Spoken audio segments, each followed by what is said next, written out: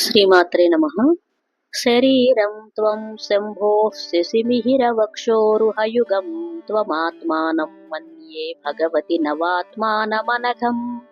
అతః శేషశేషీ త్వయముభయసాధారణతయా స్థితః సంబంధో వాం సమరసపరానందపరయోః.